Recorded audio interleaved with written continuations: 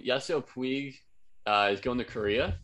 He signed a Hmm. one-year deal with the KBO team, the Kiwoom Heroes. So, I mean, it's just interesting because like another guy whose career really took an unexpected turn. I mean, he hasn't played since 2019, even though his numbers were good.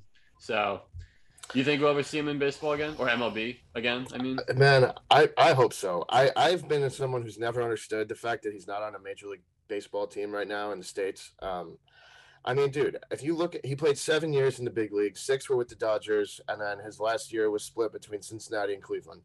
But like hmm. his 162 game average when he was here was 277 batting average, 25 homers, 78 RBIs, 823 OPS, and 15 stolen bases. You're Hmm. telling me that none of the 30 teams can use a guy like that right now?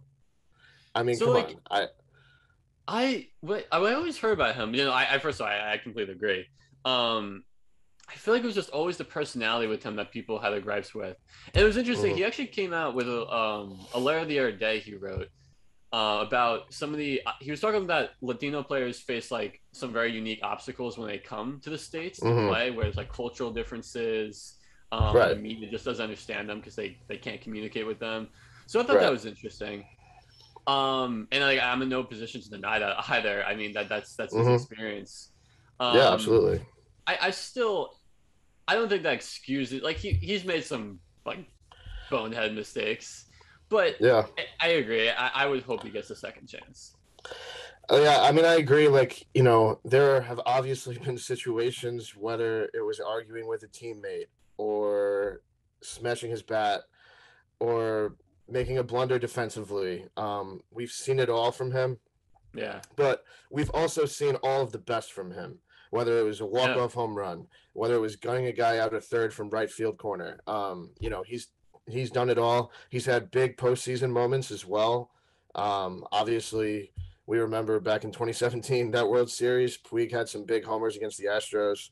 yeah, Um, I mean, even in his last full season alone, he improved. Like he had his most career RBIs ever with 84, and he also had his most stolen bases in a season at 19.